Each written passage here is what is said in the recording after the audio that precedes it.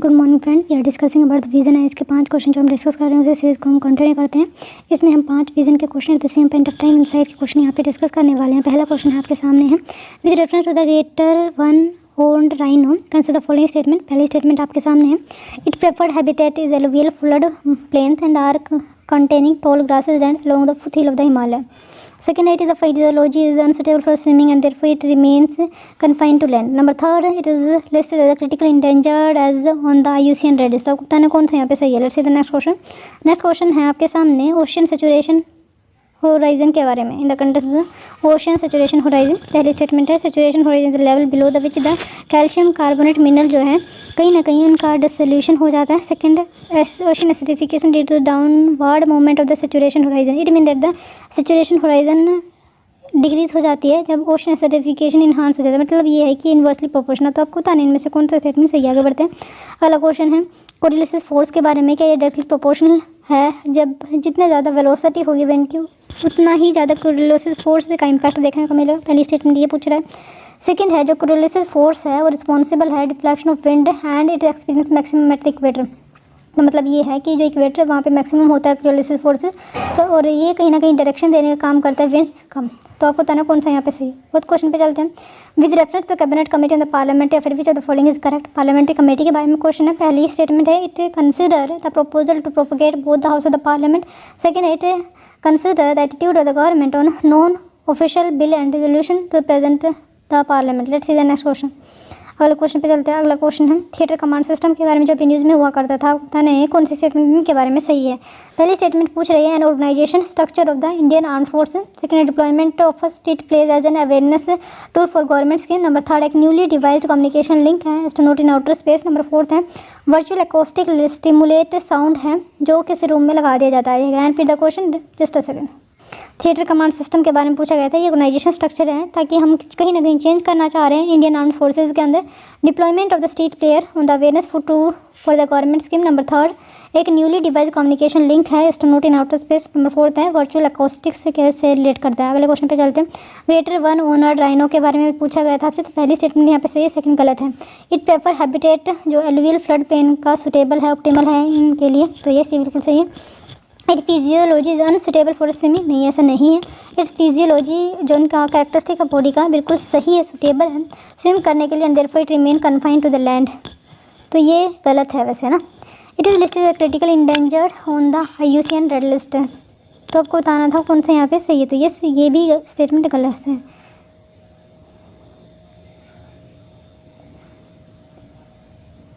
Let's see about the Indian rhino के बारे में। इंडेंजर की स्पीसीज है ये याद रख लेना। आगे बढ़ते हैं।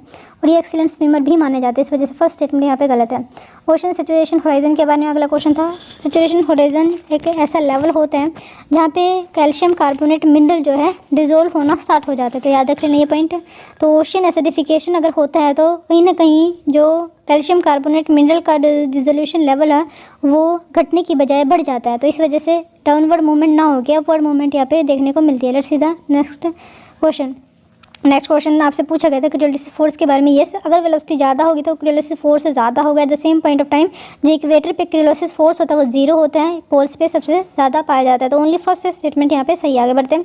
अगला क्वेश्चन आपसे पूछा गया था पार्लियामेंट्री अफेयर के बारे में, जो कैबिनेट कमेटी बनाई जाती है, cabinet committee on parliamentary affair पूछा गया था। इनमें से कौन सी स्टेटमेंट सही थी। तो दोनों की दोनों स्टेटमेंट यहाँ पे सही है। It consider the proposal to propagate both the house of the parliament, ये सही बात है कि मान लीजिए किसी भी पार्लियामेंट के जो पार्ट होता है, फॉर एग्जांपल राज्यसभा और लोकसभा, उसको प्रोग्यू करने का काम जो है standing committee on parliamentary affair का काम होता है, जिसको head basically many time prime minister करते हुए देखे गए हैं। It consider the attitude the government on non official bills and resolution are to be presented by parliament, तो ये देख लेना। आगे बढ़ते दोनों की दोनों स्टेटमेंट कहीं ना कहीं यहाँ पे सही इन्फॉर्मेशन हमें देने की कोशिश की जा रही है। थिएटर कमांड सिस्टम कुछ नहीं है, बहुत सारी जो डिफरेंट आर्मी नेवी वगैरह होती है तो वो डिफरेंट कोऑर्डिनेट नहीं करती है, तो उन्हीं को कोऑर्डिनेट करने के लिए थिएटर कमांड बनाई जा रही है, जिसमें तीनों की दोनों जो सेवा है, चाहे वो आर्मी की हो, नेवी की हो, वायु से वो कहीं ना कहीं इंटीग्रेट किया, जैसे ये इसका मेन एम है। तो ये ऑप्शन यहाँ पे सही है। एक ऑर्गेनाइजेशन स्ट्रक्चर है जहाँ पे इंडियन आर्म्ड फोर्सेस को हम कहीं ना कहीं दोबारा से रीअरेंज करने की कोशिश कर रहे हैं। पहला टॉपिक है economy weaker section. Economically weaker section news में है, तो क्यों न्यूज़ में ये देख ले रहे हैं। The supreme court allowed NEET, that is nothing but national eligibility cum entrance test 2021 to 2020 for medical student to proceed as per existing reservation criteria in all India ranking quota whatever. Notify the government order in July 2021. What is AIQ? Let's see. All India quota provide 15%, 7.5%, 27% reservation in education and public appointment for the scheduled caste, scheduled tribe and other backward classes respectively, and 10% for the economical weaker section society.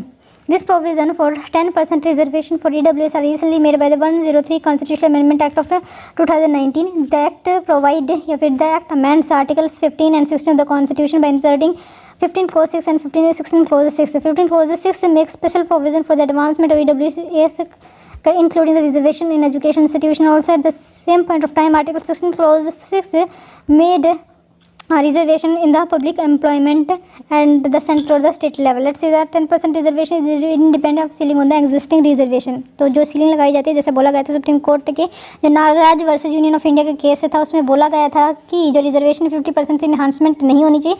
But अब की बात जो economical weaker section society, economically weak EWS को जो ये कोटा दिया गया है, रिजर्वेशन दिया गया है, वो सीलिंग से डिफरेंट है ना। Let's about the economical weaker section के बारे में थोड़ा देख ले रहे हैं, किस तरीके से हम इसको डिफाइन वगैरह करते हैं ना। A person whose household या फैमिली एनुअल इनकम अगर 8 लाख से कम है, उसी को हम EWS बेनिफिट को मिल सकेगा। उनके एक्सक्लूड कौन कौन सी कैटेगरी है इनमें, लेकिन इनमें कैटेगरी के अंदर EWS में SC नहीं होना चाहिए, ST नहीं होना चाहिए, OBC नहीं होना चाहिए, मतलब है ना।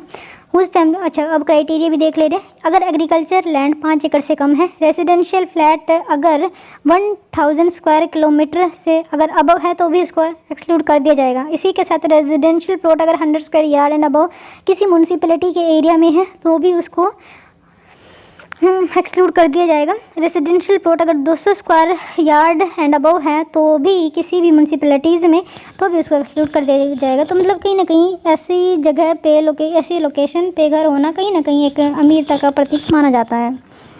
चैलेंजेस, अभी हमारे पास चैलेंजेस क्या है। 8 lakh income criteria determining EWS to provide them reservation. 103rd constitution amendment which include the 10% EWS court right self under challenge before a large bench for making economic criteria has the sole ground for granting reservation that is against landmark judgment in the Sahni case.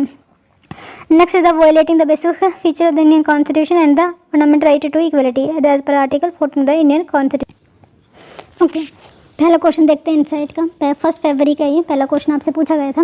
In India prejudice and differences and how they project on to politics को exist alongside valuing diversity alternative ideas inclusively narrative exist even if the corresponding politics does not. I again repeat the question just a second.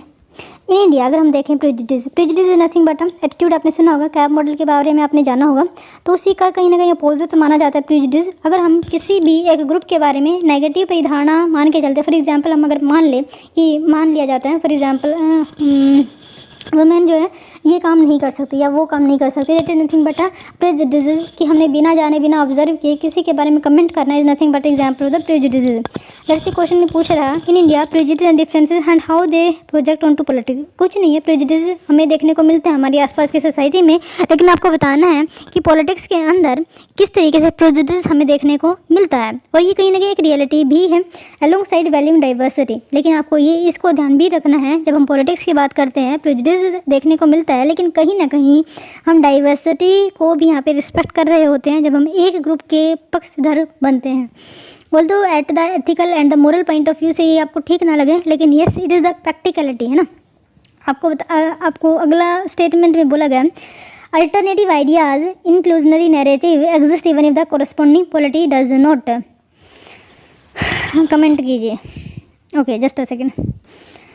Why is the question is because Pew Research survey finding on the religious and the nationhood in India in July 2021 highlighted that valuing religious diversity, that is nothing but approximately 84% of the total population, is among the key attribute of being an Indian, along with the respecting elder at 88% and having an Indian ancestry 70%. On the other hand, a majority also believe that being a Hindu approximately 56% and speaking Hindi are important. मतलब ये criteria है कहीं ना कहीं अगर if you want to be a real Indian, if you are following the majority religion is nothing but a Hindu, at the same point of time if you are speaking Hindi, that approximately as per the new data, approximately 57% of the people are speaking Hindi are important. Among Hindus, the sport is higher for 64% being it mean that किस कुछ नहीं है बच्चे. देखो जब हम politics की बात करते हैं तो पूरी सोसाइटी होती है, उसको मान लें हम 100% बोल दिया जा सकता है ना. अब इसमें 84% अप्रोक्सीमेटली हिंदू है, लेकिन हिंदूज़ के अंदर भी बहुत सारी ग्रुपिंग है. किस किस के बेस पे, फॉर एग्जांपल आप नॉर्थ में, साउथ में, फर्स्ट थिंग, सेकंड थिंग आप ब्राह्मण हैं, वैश्य है, शूद्र है, लाइक दैट. तो although we are the part of the Hindu majority religion, but there is a sub culturation found in the big culture, है ना. तो ये एक प्रॉब्लम है, तो आपको इसी को यहाँ पे डिस्कस करना है. और कहीं ना कहीं ये आज की पॉलिटिक्स की रियलिटी है, इसी को ध्यान में रखते हुए क्वेश्चन में डायरेक्टिव वर्ड कमेंट है, तो आप यहाँ पे अपनी जजमेंट पास कर सकते हैं. इंट्रोड्यूस कीजिए वेरियस एट्रीब्यूट जो डाइवर्सिटी के. डाइवर्सिटी चाहे आपका स्ट्रक्चरल लेवल पे हो सकता है. स्ट्रक्चरल लेवल पे डाइवर्सिटी की बात करते हैं तो फॉर एग्जांपल हमारे स्क्रिप्चर में आपको मिल जाएगा. पिलग्रिमेज जो यात्रा हम करते हैं, जो लैंग्वेज बोली जाती है, जो वर्ना सिस्टम फॉलो करते हैं, तो ये कहीं ना कहीं आपका एक इंस्टीट्यूशंस के लेवल पे डाइवर्सिटी है. At the same point function के लेवल पे डाइवर्सिटी की इस तरीके से हम जो स्ट्रक्चर में प्रोवाइड किए गए हैं फंक्शन डिफर कर सकते हैं. खैर बॉडी में क्या लिखोगे, mention the various political narrative which bring about the sharp distinction in prejudice. For example जैसे कम्युनलिज्म हो गया, फंडामेंटलिज्म हो गया, orthodoxy that are found in the Indian society itself is a part of nothing but prejudices that are found in the diversity. Next write about the despite the above shortcoming. किस तरीके से हम inclusion diversity को ध्यान में रखते हैं. यहाँ पे आप जो यूटिलिटेरियन अप्रोच है, that means greater happiness for the greater number of people को यहाँ पे जस्टिफाई किया जा सकता है. और तो ये जो क्वेश्चन है जिस पेपर 1 में पूछा गया है, इसको हम जिस पेपर 4 में भी पूछा जा सकता है. खैर अगला क्वेश्चन है सलाइन फीचर जो इंडियन रिप्रेजेंटेटिव पीपल एक्ट 2 है. 1950 जो वोटर के साथ डील करते हैं, 1951 जो मेंबर ऑफ पार्लियामेंटेरियन को डील करते हैं. खैर क्वेश्चन आपसे पूछा जा रहा है what is meant by the model code of conduct. आपको एमसीसी के बारे में पूछा जा रहा है ड्यूरिंग इलेक्शन. और क्या होता है एमसीसी, दैट नथिंग बट एक ऐसा कोड है जो पॉलिटिकल पार्टी के कंसेंसस के ऊपर बेस्ड बनाया जाता है कि उनको क्या फॉलो करना चाहिए, क्या नहीं फॉलो करना चाहिए. और ये तभी से फॉलो अप होना स्टार्ट हो जाता है जब से इलेक्शन कमीशन ऑफ इंडिया बोल देते हैं कि उस दिन आपका इलेक्शन की डेट है. तो जिस वक्त इलेक्शन कमीशन ऑफ इंडिया इसको इंट्रोड्यूस कराते हैं तो तभी से मॉडल कोड ऑफ कंडक्ट लागू किया जाता है. और ये होता क्या कि ये कहीं ना कहीं कैपिंग होती है कि कितना पैसा आप यहाँ पे खर्च कर सकते हैं, कितने जो स्टार कैंपेनर उसको बुलाए जा सकते हैं, मतलब और जो पैसे वगैरह खर्च किए जाते हैं, फ्री बीज बांटने का जो काम होता है वो कहीं ना कहीं इसी के मॉडल कोड ऑफ कंडक्ट के अंदर निकाला जाता है. उसी के तरीके से आपको ये याद है 1962 में इसको केरला गवर्नमेंट के द्वारा लागू किया गया था. उसी फिर 1990s में इसको एट नेशनल लेवल पर लाने की कोशिश की गई थी ताकि कहीं ना कहीं एक पॉलिटिकल पार्टी अपने हद में रह के काम किया जा सके. तो ठीक है, ये था आपका model code of conduct during election. आपको बताना है do you think that MCC that nothing but a model code of conduct need to be included under the statute for its uniform and effective implementation. Critically analyse करना है. खैर critically analyse यहाँ पे एक direct word introduce कीजिए model code of conduct को. फिर आपको बताना है mention the various features the MCC and it's evolution since 1960. Numerator the 7 part of the code public. अच्छा, आपको यहाँ पे किस तरीके से जो इंपॉर्टेंट पार्ट है जो कोड के वो बता सकते हैं. जैसे पब्लिक मीटिंग के ऊपर एक एम्बार्गो टाइप से लग जाते हैं, process political parties and poll day conduct किस तरीके से रहते हैं. Next right about the need, क्या ज़रूरत है अगर हम मॉडल कोड ऑफ कंडक्ट लेकर आते हैं, क्या उसके बेनिफिट है ना, तो ये बता सकते हैं. अगर हम स्टैट्यूटरी प्रोवाइड इसको करते हैं, मतलब स्टैट्यूटरी के अंडर हम लेकर आ जाते हैं तो कहीं ना कहीं ये एक लीगल डॉक्यूमेंट बन जाए तो कहीं ना कहीं जो इलेक्शन में देरी हो सकती है और कहीं ना कहीं जो सुप्रीम कोर्ट या फिर हाई कोर्ट का बर्डन भी बढ़ सकता है इस तरीके की दलील से. नंबर 3 प्रॉब्लम ये भी है जो इलेक्शन है वो नहीं हो पाएंगे ना इस तरीके से. तो हाँ, election commission arbitrariness and individual bias, तो कई बार हमें देखने को मिलता है कि इंडिविजुअल बायस भी कर देते हैं और ये डिपेंड करता है कि कितना हाइप किया गया है मीडिया के द्वारा. मतलब ये है कि हम severity of the commitment of the act is not seen but how the hyphenation is done by the media is we are seeing all these things and based on that election commission of India consider the question. खैर next right कीजिए कि क्यों MCC नहीं होना चाहिए. क्योंकि election commission जो है हर इलेक्शन के बेसिस पे न्यू जो चैलेंजेस आते हैं उनको एमसीसी के अंदर इन्हांस किया जा सकता है। फिर मैंने बता ही दिया कि सुप्रीम कोर्ट का जो बर्डन वो भी बढ़ जाएगा। इलेक्शन कमीशन की जो पावर है वो भी कहीं ना कहीं घटती हुई दिखाई देगी, कि वो डिपेंड हो जाएगा अगैन से जुडिशरी के ऊपर, उनके जजमेंट के आने तक तो वहाँ पर इलेक्शन ही नहीं हो पाएगा। और जुडिशरी में अगर एक बार केस चला जाता है तो approximately as per Indian law तो एक ऑन एन एवरेज एक केस में 4 साल लग ही जाते हैं। खैर अगले क्वेश्चन पे चलते हैं। एग्जामिन करना है feasibility of conducting simultaneous election to both parliament. अच्छा, आपको बताना है कि क्या हम साइमल्टेनियस इलेक्शन लेजिस्लेचर के जो असेंबली वगैरह स्टेट के अंदर पाई जाती है और जो सेंटर के जो लोकसभा के इलेक्शन होते हैं वो इकट्ठे किया जा सकता है, उसकी फिजिबिलिटी के ऊपर आपको यहाँ पे क्वेश्चन पूछा जा रहा है। पेपर नंबर 2 से आप इसको कोरिलेट करके देख सकते हैं। आपको डायरेक्शन एग्जामिन के तौर पर दिया गया, इंट्रोड्यूस कीजिए वन नेशन वन इलेक्शन, जो प्राइम मिनिस्टर नरेंद्र मोदी के द्वारा भी एक नारा दिया गया था। फर्स्ट पार्ट में आप बता सकते हैं क्या एडवांटेजेस है साइमल्टेनियस इलेक्शन के, कि जैसे एक मॉडल कोड ऑफ कंडक्ट पूरी कंट्री में लागू हो जाएगा, जो भी स्कीम वगैरह वो अनइंटरप्टेड रहेगी। नंबर 3 ये है कि जो इलेक्शन है वो एक ही फेज़ में कंप्लीट हो जाएगा। और लेकिन इसके जो नेगेटिव ज़्यादा है, क्योंकि देखो अगर नेगेटिव ये है कि हमारी जो पॉपुलेशन जो ज़्यादा लिटरेट नहीं है, जिसकी वजह से वो जो पार्टी सेंटर पे वोट करना चाह रहे हैं स्टेट में भी हो सकता है कि दोनों के दोनों पार्टी को सेम वोट दे दें ना। सेकंड ये भी एक रीज़न है कि मान लिया जाए अगर स्टेट और सेंटर के इलेक्शन अगर इकट्ठे होते हैं तो जो आर्म्ड फोर्सेस का मोबिलाइजेशन किया जाता है, जो टीचर को हम लगाते हैं काम में ड्यूटी में इलेक्शन कमीशन के टाइम, इलेक्शन जब कंडक्ट किया जाता है उसके टाइम पे, तो कहीं ना कहीं ये एक एक्स्ट्रा बर्डन हो जाएगा टीचर वगैरह पे लिए ही। और ये पूरा का पूरा फेयर हो सकता है कि 1-1.5 महीना भी चले, तो दैट्स द प्रॉब्लम। और फिर नंबर 3, अगर हम पूरे इंडिया के अंदर आर्म फोर्सेस लगा दिए जाएंगे व्हेन कंडक्टिंग द इलेक्शन, तो बॉर्डर कहीं ना कहीं इनसिक्योर हो जाएंगे और ये एक अच्छा पॉसिबल रीज़न बन सकता है attack on the any of the side from the part of China as well as Pakistan, है ना। तो ये भी एक समस्या है। उसी तरीके से जो ईवीएम या फिर इलेक्ट्रॉनिक वोटिंग मशीन है या वीवीपैट जो यूज़ की जाती है इलेक्शन को कंडक्ट कराने में, ये भी एक इशू हो सकता है कि इतनी सारी लाइकर कहाँ से आएंगे, तो ये भी एक एक्स्ट्रा बर्डन है। और उसी तरीके से एक एडमिनिस्ट्रेटिव कैपेसिटी में भी एक्स्ट्रा बर्डन है। और नंबर 5 है कि जो इलेक्शन मतलब जो मेंबर ऑफ पार्लियामेंट है वो पीपल के पास नहीं पहुंचते हैं, तो ये भी एक रीज़न है।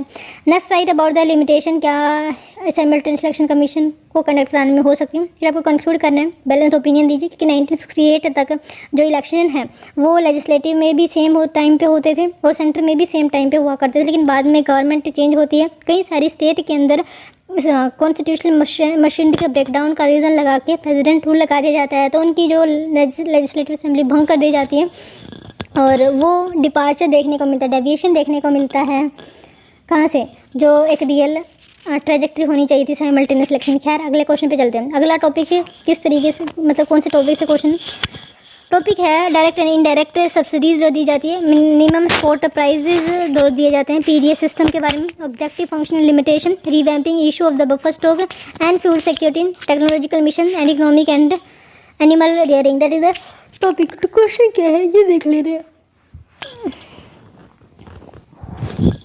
What is the climate smart agriculture? Delineate the scope of the climate smart agriculture in India. Can it solve the twin crises achieving food security and tackling climate change? Critically analyze.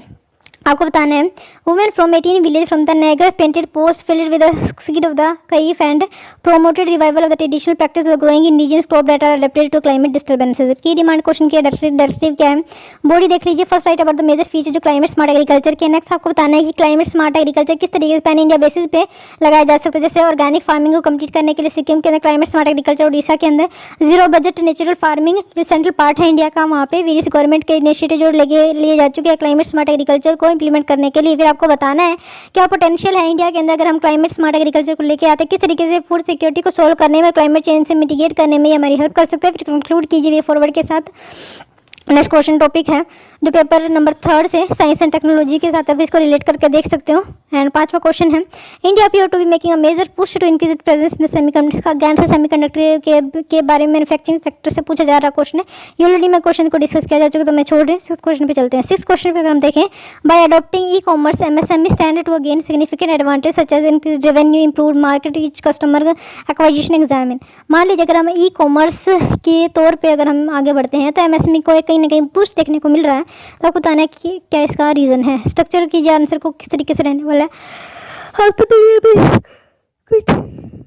Start दे सकते हैं। Body लिखिए mention about the adverse impact जो pandemic की वजह से current difficulties MSME face करें। Next आपको important impact लिखना है, e commerce can achieve in MSME economic stability, growth and security में किस तरीके से रोल इंपॉर्टेंट प्ले कर सकता है, even the smallest MSME to showcase their product in any part of the world. And इसकी वजह से बैरियर रिमूव होता है। किस तरीके का बैरियर कि एक दूसरे के यहाँ पे आने जाने का, पहली बात। दूसरी जो बैरियर रिमूव होता है डाइवर्सिटी को फाइंड आउट करने की, कि हर एक शॉप पे जाया जाए। Number 3 provide large customer base at the same point, consecutive ensuring increase revenue transformation of minimal. और कहीं ना कहीं जो ये चीज़ बनाते हैं तो जो बना रहे हैं वो भी दूसरों से एक इंसेंटिवाइजेशन ले सकते हैं ना इस तरीके से। Right about the various obstacle जो एमएसएमई को अडॉप्ट करने में, ई कॉमर्स को अडॉप्ट करने में है, एंड सजेस्ट कि इसका वे फॉरवर्ड हो सकता है ना, तो ये आपको सजेस्ट करना है। अब जनरल स्टडीज़ पेपर 4 के बारे में देख लीजिए। टॉपिक है property in governance, concept of public service, philosophical basis of government priority, information sharing and transparency in government, right information, code of ethics, code of conduct, citizen charter, work culture, quality of service delivery, utilization of the public fund, challenge of corruption. Question है, do private sector achievement in meritocracy have valuable lesson for civil services reform debate. सी introduce कीजिए by giving contextual regarding private sector achievement in meritocracy with example. Body next mention the valuable lesson जो हम emulate किए जाते हैं civil services from private sector achievement in meritocracy. Argue कीजिए improve किस तरीके से परफॉर्मेंस को किया जा सकता है। और नेक्स्ट आप बताइए भाई क्या लिमिटेशन है एंट्रेंसेस सच इमुलेशन में कंक्लूड कीजिए by balanced opinion. By this we ending the session here. Thank you so much for listening us and before मतलब आज के बाद हम इस पूरे सेशन को कंप्लीट करेंगे।